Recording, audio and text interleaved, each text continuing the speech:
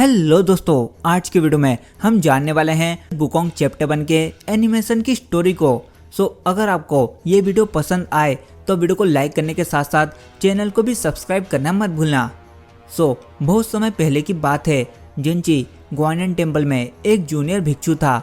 जब वो एक बच्चा ही था तब उसकी मुलाकात ब्लैक बियर यागुआई से हुई थी और दोनों के बीच में दोस्ती हो गई। यहाँ ब्लैक बियर को बौद्ध धर्म में रुचि थी, इसलिए उसने जिंची को बहुत सारा पैसा दिया और जादू भी सिखाया, जिससे जिंची 200 सालों तक जिंदा रहा और आखिरकार टेम्पल का सबसे बड़ा पुजारी बन गया। कई सालों तक जिंची का बहुत सम्मान हुआ, साथ ही उसने हमेशा ब्लैक बियर के साथ भी अच्छे रिलेशन बनाए रखे। लेकिन समय के साथ साथ जिंची को कसाया कपड़े इकट्ठा करने का शौक हो गया। बेसिकली कसाया कपड़ा उन कपड़ों को कहा जाता है जो कि पुजारी लोग ओढ़ा करते थे। समय के साथ साथ उसका ये शौक जुनून में बदल गया। अब जो जर्नी टू द वेस्ट की कहानी है, जिसमें सन वुकोंग तांग सान जांग के साथ जर्नी पर निकला था, वो इसी मंदिर से होकर गए थे। तो सन वुकोंग एंड बाकी के साथी अपने मोंक गुरु तांग सान जांग के साथ मंदिर में आराम करने का फैसला करते हैं। वहीं जिंची जब तांग सान जांग का कसाया देखता है तो वो उसे देखता ही रह जाता है, क्योंकि ये कसाया कुछ साधारण मोंक का नहीं था। जिंची को अब किसी भी हालत में तांग सान जांग का कसाया चाहिए था।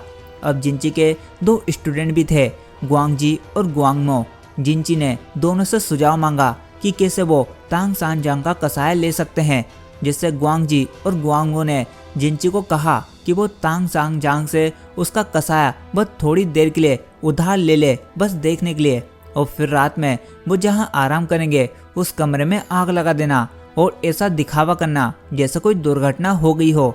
अब जिंची उस कसाया की चाह में अंधा हो गया था और उसने इस प्लान को अंजाम देने के लिए हामी भर दी। लेकिन सन वुकोंग को उनके प्लान का पता चल गया था और उसने अपनी पावर से जहां तांग सान जांग सो रहे थे उस जगह को छोड़कर पूरे मंदिर में आग लगा दी, जिससे पूरा मंदिर जल गया और कई पुजारी भी मारे गए। वहीं अब गहरे अफसोस के साथ जिंची ने अपना सर दीवार में पटक पटक कर आत्महत्या कर ली थी। मंदिर से आग निकलती देख ब्लैक बियर भी आग बुझाने आया था, लेकिन जब तक मंदिर जल चुका था और जिंची भी मर चुका था। अब इसके कुछ सालों बाद ब्लैक बियर मंदिर को फिर से बनाने में जुट गया और उसने मंदिर के सारे धर्म ग्रंथों को फिर से मंदिर में स्थापित कर दिया। लेकिन उसे और भी लोगों की मदद चाहिए थी, इसलिए उसने दूसरों को ये कहकर धोखा दिया कि जो भी मंदिर में पुजारी मारे गए थे उन्हें जिंदा करने का जादू उसने सीख लिया है। लेकिन असल में उसके पास जिंदा करने का जो जादू था वो पूरा नहीं था। वो अपने दोस्त जिंची को भी मंदिर को फिर से बनाने में मदद करने के लिए जिंदा करना चाहता था, लेकिन जादू के अधूरे होने के कारण जिंची की आत्मा ही वापस आ पाई, जो कि अभी भी उसी कसाया कपड़े की चाह में पागल थी। इसलिए फिर ब्लैक बियर ने उसकी आत्मा को उसी जगह पर कैद रखने के लिए पहाड़ियों पर 3 घंटियां बनाई थी। इसलिए आपको एल्डर जिंची तक पहुंचने के लिए पहले 3 घंटियां बजानी पड़ती है। यहाँ पर ब्लैक बियर ने एक वुल्फ को भी जिंदा किया था, लेकिन जैसा कि उसका जादू अधूरा था, वुल्फ जिंदा तो हो गया, लेकिन उसे अब जिंदा रहने के लिए अपने साथी भेड़ियों का खून पीना पड़ता था, जो कि ये वुल्फ बिल्कुल भी नहीं चाहता था। इसलिए उसने फांसी लगा ली थी और ये वही भेड़िया रहता है। बाद में हमें ब्लैक बियर हारने के बाद बताता है कि वो तो ये सब कुछ स्वर्ग के देवताओं से मिले आदेशों का पालन कर रहा था और वो हम यहाँ पर देख भी सकते हैं। दोस्तों, आई होप आपको चैप्टर 1 के एनिमेशन की स्टोरी समझ में आ गई होगी।